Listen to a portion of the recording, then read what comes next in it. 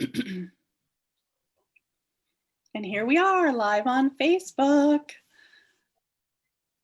Welcome everyone. I'm Kim Martino Sexton from Heartland PMAD, and we're excited to be here today with not only my partner, Elizabeth Louder, but with the wonderful women from Raising St. Louis. So welcome everyone. Thank you. I'm going to go ahead and we're just going to jump right in. I'm going to have each of you introduce yourselves. And so you're with Raising St. Louis. So why don't we start with how I see you on my screen, which is probably how everybody sees. So Rachel, and then Gena, and then Maya. Okay, thanks, Kim.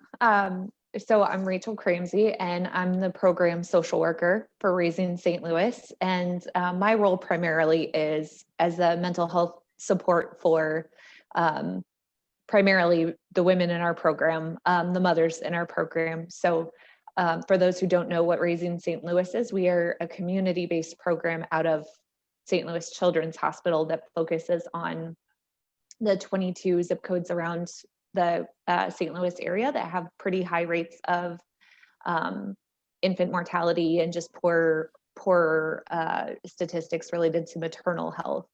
So by being community-based, we are hoping to put in place resources that will address those barriers. And one of those resources we see commonly is access to mental health support. So working with mothers through postpartum depression, anxiety, any issue with mental health is where I come into play at. Thanks, Rachel. Gena. Hello, I am Gena Stringer. I, of course, also work with Raising St. Louis as a community health worker. So my role pretty much looks like I work with what I like to tell my families when I'm explaining what my role to them is I work with them to combat and go through any barriers and get any resources that can help them be a better parent. So my role is to solely really focus on the parent. And if something for the child happens to, they need something to deal with the child, but I really try to focus on that mom or dad at times and what they need so that they can, be less stressed and be a better parent to that child. Thanks, Gena. Maya. Good afternoon, everyone. My name is Maya Wedlow, and I'm the Community Health Coordinator for the Raising St. Louis team. So I work with the community hubs a lot that we have. We currently have 2 community hubs, one with the Jennings School District and one at Christian Northwest, and planning events for those and also building partnerships for the program out in the community. And due to COVID, I've been a little bit of a utility player for our team and done some parent educating as well. So focusing on parent-child interaction with families and doing developmental screenings to check milestones. Thank you. We're so excited to have you all here, and we're really interested in letting families know how they can connect with you and what they can, because you've shared some of these things that you're all doing.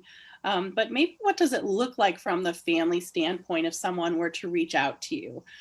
One, how would they do that? So how do families get connected to Raising St. Louis? Rachel, do you want to talk about that a little bit? Sure. So actually the good news about our program is that anybody can refer themselves. So families can actually go to our website, and there's a link to download a self-referral form. And there's also a phone number that you can call. And so we try to make it as easy as possible. And that's basically all it takes. Now, that being said, if you are a patient at St. Louis Children's Hospital, there are some modes of referral that come from the hospital. We work pretty closely with Nurses for Newborns as well. And so they, knowing what we do and our holistic approach, they refer quite a few families to us as well. So and those are probably 2 of the bigger referral sources, but BJC Behavioral Health also has been a good source of referrals. So it can come from, a referral can come from anywhere, and it can come from a family directly. We do not just focus on newborns, I should say that. We follow children from birth to age 5. because even though they are really vulnerable, and the statistics in our region do focus on the vulnerabilities that come in that in the first year of a child's life, we know that the barriers that are in place between a family and social supports can exist beyond, that first year. So we do follow them through age 5, when at that point they are getting into the school system and may have access to resources through the school system, so they may not need us as much. Mm-hmm. So I say that because a family, if they have a 2-year-old and they're looking for help, they can still refer themselves to us and get engaged with all the same players on our team for, from age 2 to 5. And that's an important distinction for families out there to know, that when we're talking about working with Raising St. Louis, because you are attached to St. Louis Children's Hospital, and we talk about the recent postpartum in that first year, but that you work with families up to age 5, because we do find a lot of families struggling and reaching out, and they've got a 2-year-old, and not all programs do that. We're happy that we have some in St. Louis that do, and making that distinction is key. So up to age 5. Thanks for clarifying that. So once a family engages you, and when they're coming to you, and you provide counseling for moms, is there counseling for children too? How does that work? So there's not counseling from us at this time, just so I'm the only social worker and the only counselor in the program. So my focus really has been more on the adults, because there are agencies we can refer to that will offer counseling to kids. Children. Mm-hmm. Yes. Because you work with a lot of agencies. So Raising St. Louis collaborates with so many, because you mentioned Nurses for Newborns and obviously the Perinatal Behavioral Health Service at Barnes Hospital. And then you are widely connected to help that family get supports that it may need. Exactly. Yay. Because we all have to work together. Yeah, and that's why we're so glad that you're able to join us, because as we know, as helpers in St. Louis, sometimes we can feel kind of siloed off, and that we're not, it's a little difficult to connect and network. And that's one of the primary missions of Heartland PMAD, is to make sure that we can all get on the same page and be referring to one another. And so this is, I think, really important for families to know about, whether it's going to affect them or their neighbor or their sister or whatever. So this is super important to give us this information, I think, and to spread it. So I'm sharing the website on the comments. Is there a phone number or an email address that is a good place to get started? Yes, we also have a phone number. It's 314-747-7785. Okay, awesome. Thank you, Maya. You're welcome.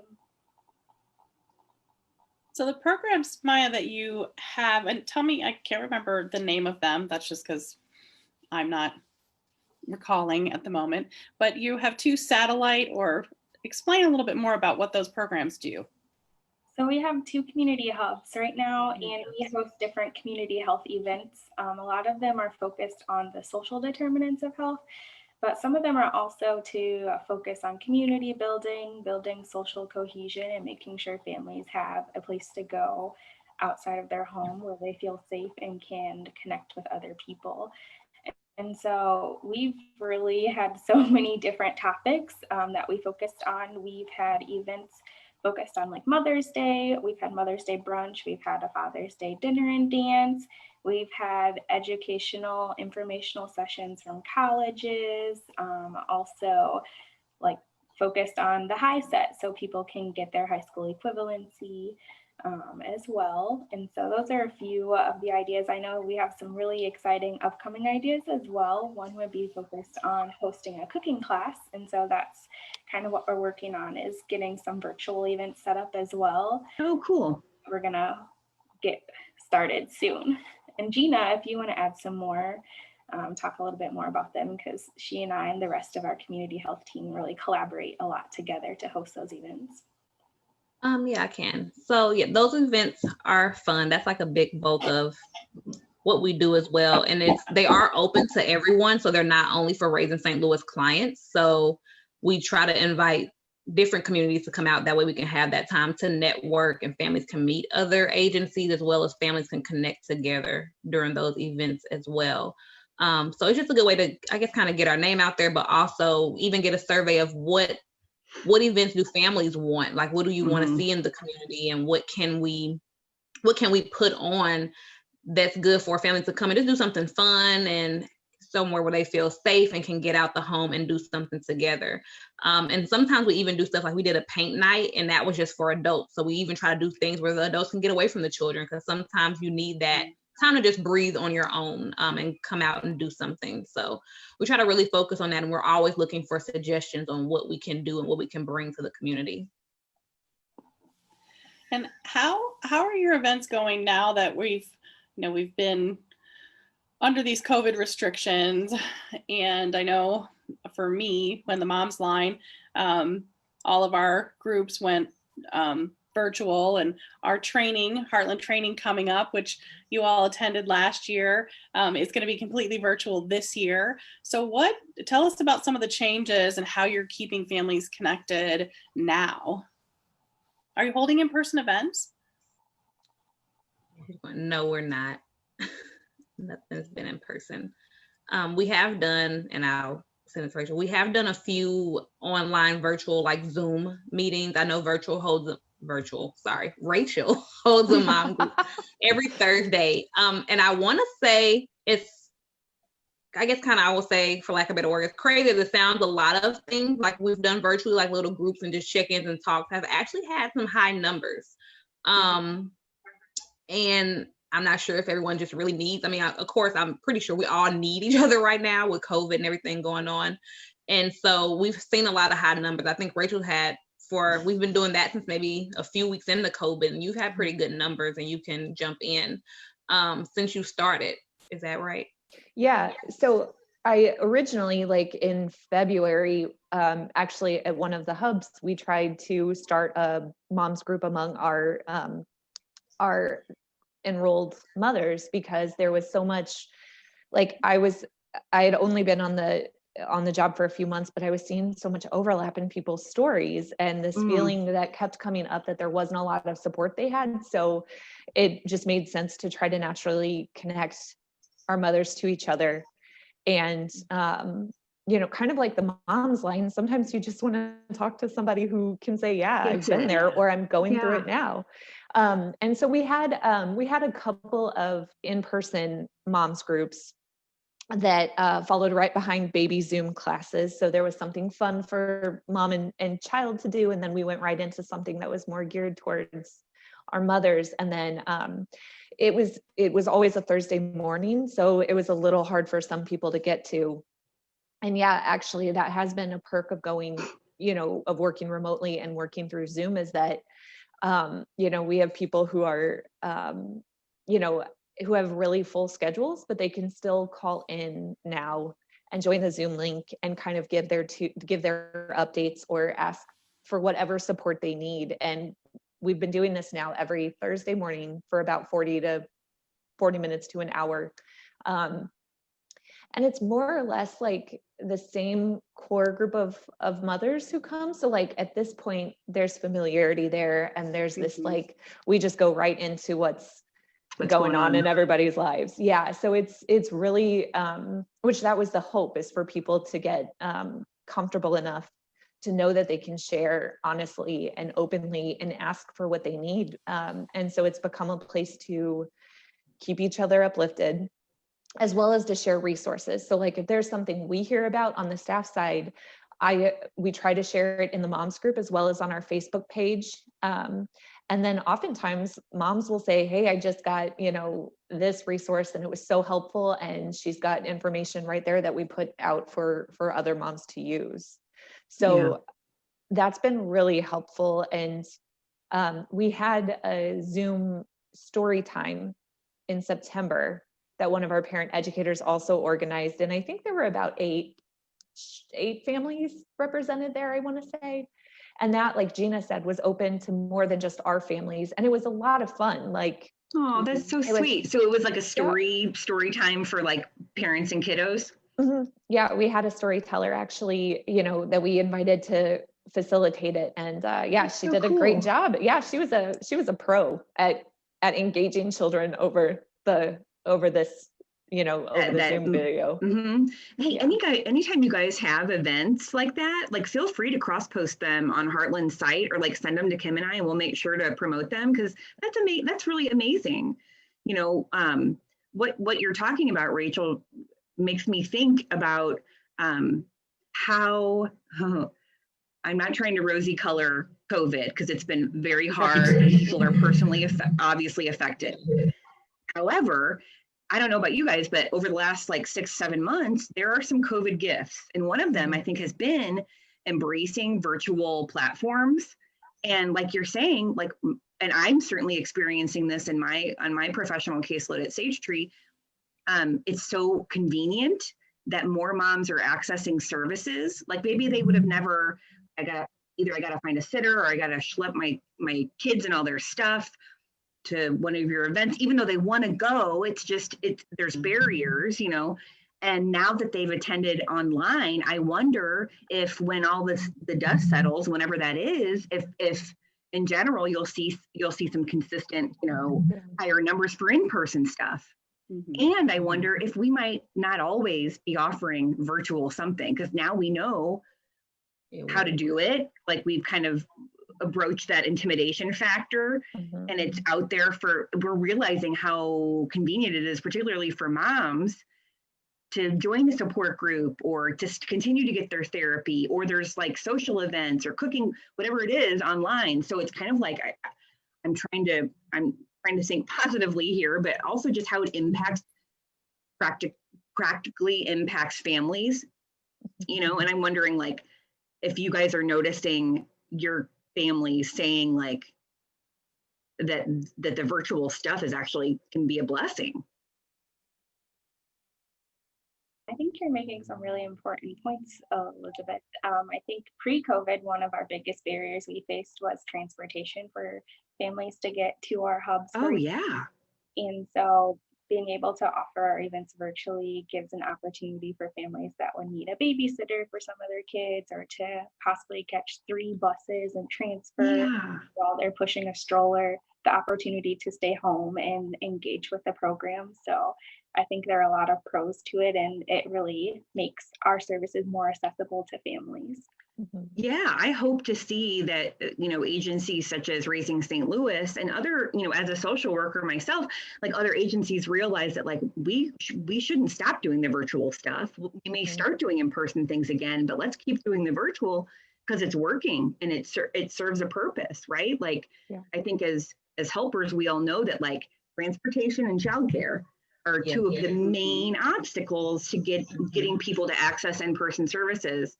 And it's such an easy solution. At the same time, sometimes I'm like, I wish I could send a babysitter to some of my clients' homes.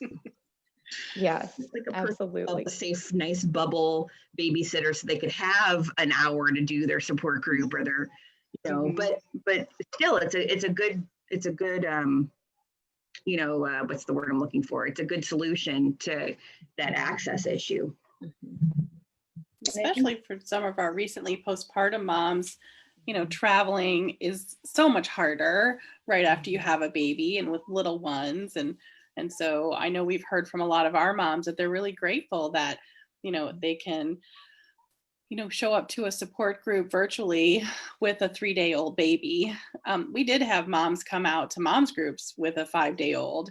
But how nice to have that offering. And I know for the Moms Line, that's something we're going to continue. We will, once we're back in person, we will always have a virtual component because we've learned so much now about how important that access is. And so I'm grateful for that. But yeah, I wish we could send babysitters. I keep asking everybody, what is the solution? How do we help moms? Because I wish I could send a babysitter to every mom's house during moms groups so that they could have that real, that respite type feeling that they get when they come to our groups and we have childcare and we're feeding them. I'd like to send them a meal and a babysitter. So I don't know how we're going to do that, but that would be And a my spa ideal. day and Yeah, exactly. yeah. I think something because like we can't send a babysitter, right? And the kids are there. And I think that's helped me grow with a lot of my clients, because I think when I go into their home, where, before COVID, I would go in their home and we would talk. And I think sometimes this is like when you were a kid and you were in elementary and you didn't think your teacher had a life at all. Like they were just your teacher.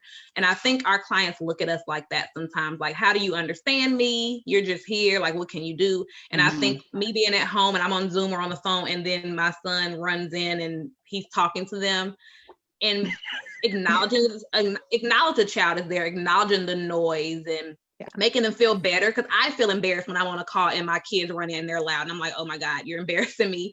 But I think when I'm doing that with my clients and that happens, and I'll let them know that it's okay, it's life, I'm going through it here, everyone's going through it, it makes them feel better, and I can see them calm down a little more. And then that in turn, sometimes the child calms down because that stress isn't there.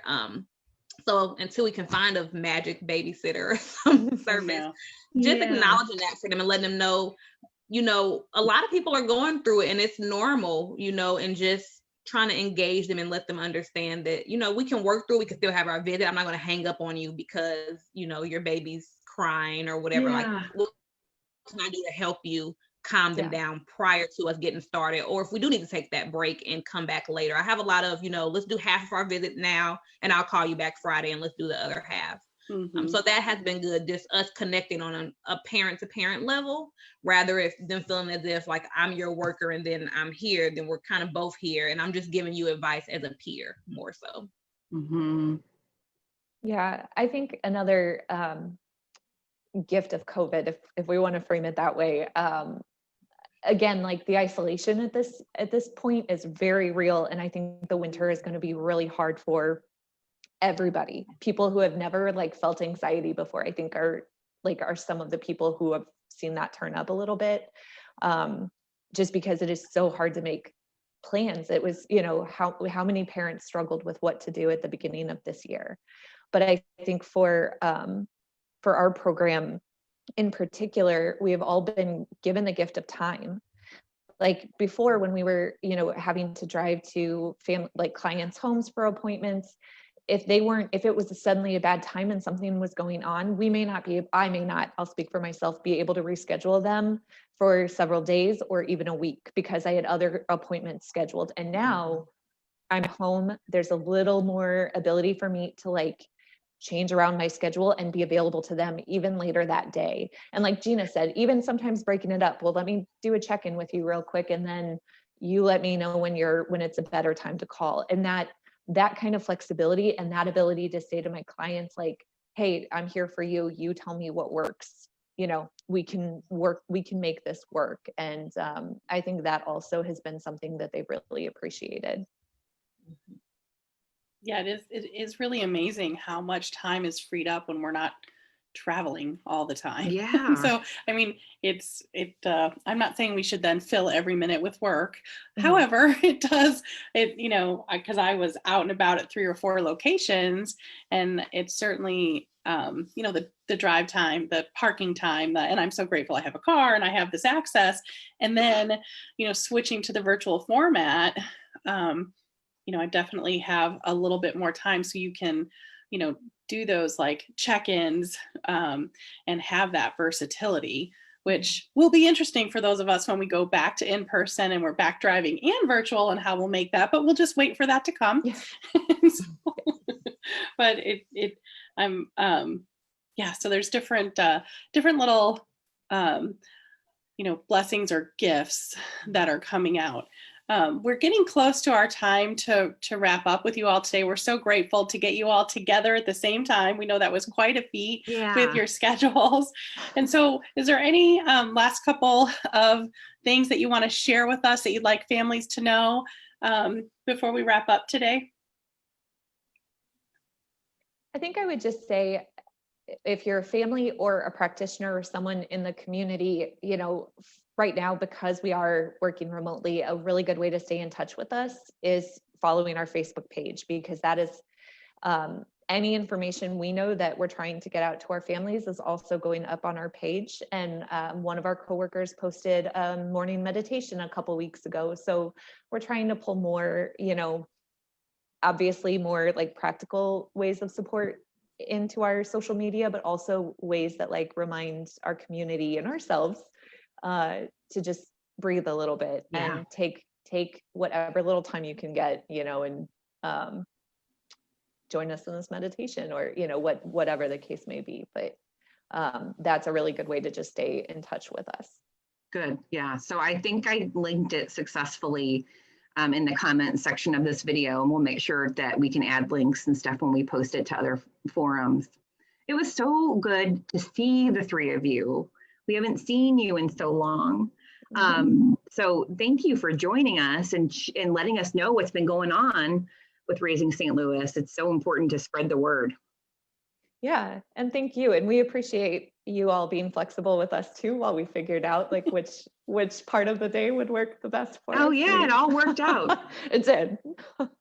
Yeah. Thank you so much for having us. I always like our little talks that we have, and I learned so much. So I had like my notebook here to take notes. But yeah, so thank you for the invite. I have been watching your other ones, and they've been really good. I've gotten a lot of information from other providers. So. Oh, good. That's exactly why we want to do them. Yeah. Good. And this will be up on our website, and it'll be on our YouTube page, and it'll be on Facebook forever and ever. So feel free to share it. It was lovely seeing you guys and hearing more specifically what you're doing and how you've kind of pivoted and really met the needs of moms and their families. And, like I said earlier, make sure to let us know whenever you have events. Like, we want to be sharing those. Great. And I've been following your Facebook page, and I see you guys are getting it out there. So I appreciate it. And we'll continue to watch and share that way as well. So thanks for joining us today. Thanks for fitting us into your schedule. Keep doing that fabulous work and taking care of yourselves. Thanks, everyone. Thank you. Take care. Be safe. Be well. Bye-bye.